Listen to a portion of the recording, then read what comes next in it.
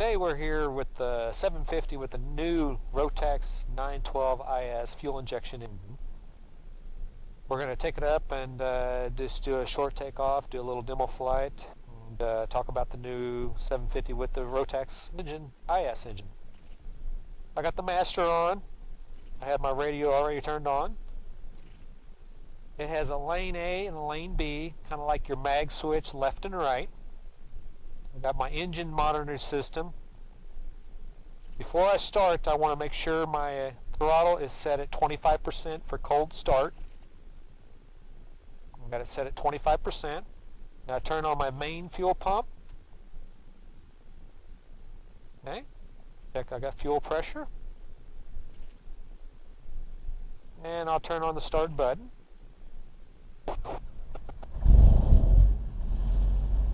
And I have oil pressure there.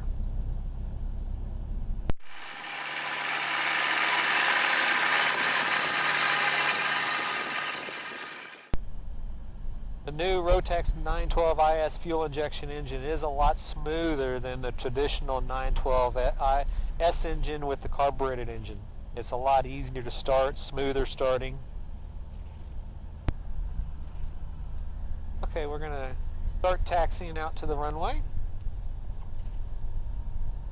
We're just going to show you the proper technique on a short takeoff and a nice gentle climb, and then a few turns, come back around and do a nice short landing.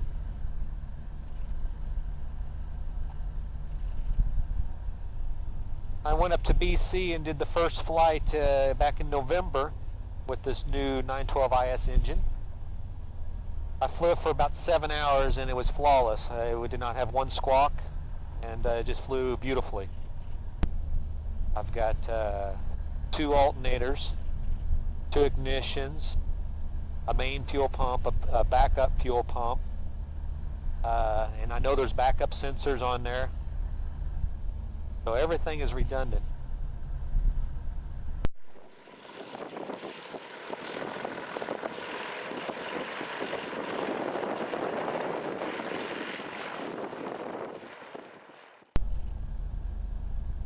And Mexico traffic, Spurbo is going to be back taxiing for runway 18 Mexico.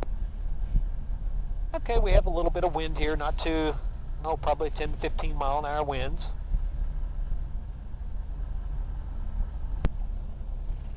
Rotax, it takes a little bit longer to warm up before you're allowed to take off. You want your oil temperature and your water temperature to get up to the at least the green line. They flew it down here from Canada just the other day, and it was about a 1,500 mile trip, and their average burn was about 3.8 to 4 gallons an hour, that's awesome. It's just, it's unheard of. And the average speed, I think it was about 95 miles an hour. You just can't beat that, burning 4 gallons an hour. I do have a display here that tells me my fuel burn.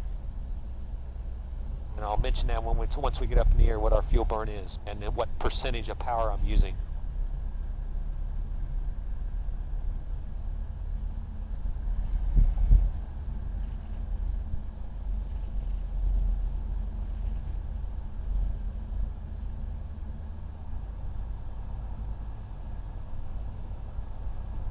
Okay, we're going to run it up. We're going to run it up to 4,000.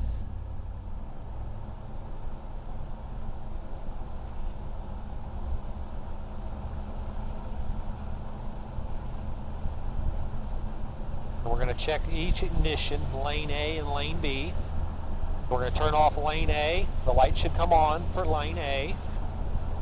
And our B circuit is actually working. Turn the A back on, and we're going to go turn the B off and check that. Okay, B's off, A's on. Okay, we're going to turn our B back on, get both ignitions, A for active and the B for standby.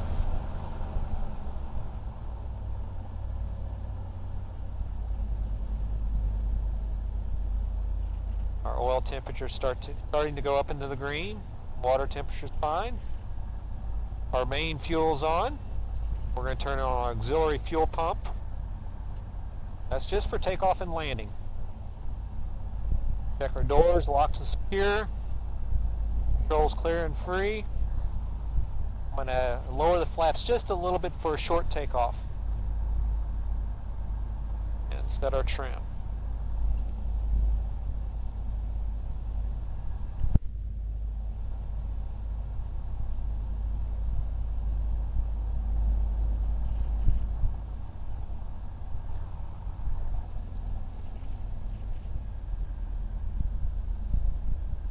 Setting up for a short takeoff, I like to have about half flaps, and I'll have the stick all the way back like I'm doing a soft field takeoff. The nose will come up almost immediately, and then I lower the nose just a little bit, and then she'll fly right on off. So you're actually not riding on the nose wheel more than just a few feet. So everybody's wondering, you know, why do you want a tricycle instead of a tail dragger? Well, you don't need a tail dragger in this configuration because your nose is not actually on the ground very long. So I'm going to ease in the power. Brakes are on. Sticks back. Nose comes up instant. I bet I didn't roll 3 feet.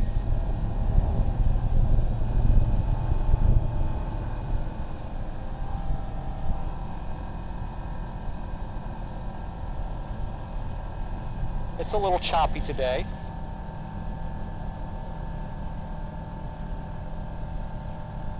It's a nice, stable, smooth engine though. Excellent visibility. I can see right in front of me on both sides. I've got the cutaway on the wing, so when I start on my turns, I can actually see over the wing. We're going to actually do a gradual turn. I like resting my arm on my leg and then just rotating my wrist for the controls. Makes it nice and relaxing. And I won't over control it if it's a bumpy situation because my leg is actually supporting the stick. Mexico traffic, Spamo is going to be turning left downwind for runway 18 Mexico. Been a while since I've used 18 just because the winter you just typically don't use a south runway.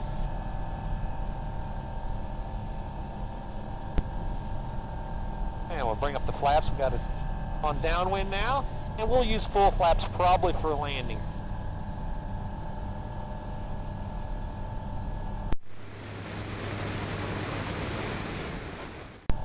Trimming the nose down a little bit.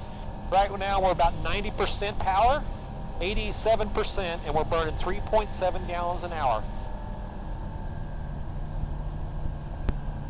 Alright, ease back the stick a little bit to slow this airspeed down a little bit so we can actually deploy a little bit of flaps. Deployed a little bit of flaps. Trim adjustment.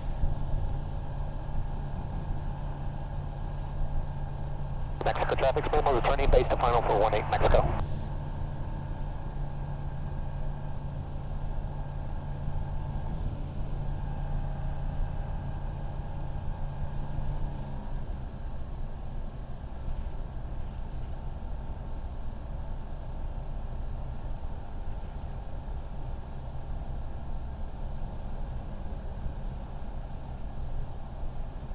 For landing, I like to use full flaps. I'm in a little bit steeper approach, and then just develop a little higher sink rate than you would typically with a normal airplane, and then control that sink rate with power. Now you can do a normal landing, but you're going to come in lower, and you're going to use up a little bit more runway by doing that approach. Today, with a little bit of wind, 10 to 15 mile an hour wind down the runway, I will have to keep a little bit of power in.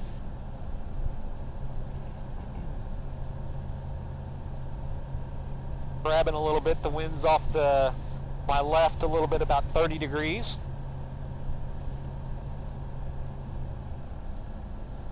And the Rotax just sounds so nice, very smooth.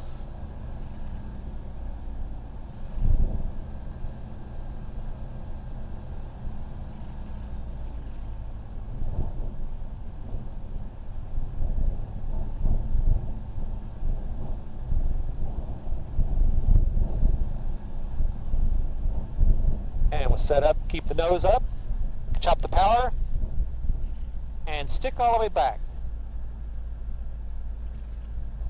And we probably rolled, 100 feet. I wasn't trying to land the shortest that I could. Just a nice, safe landing. And once you touch down, you can actually add just a little bit of power and keep the stick back and keep that nose off the runway if you're going into a riverbed or something like that, to rough terrain.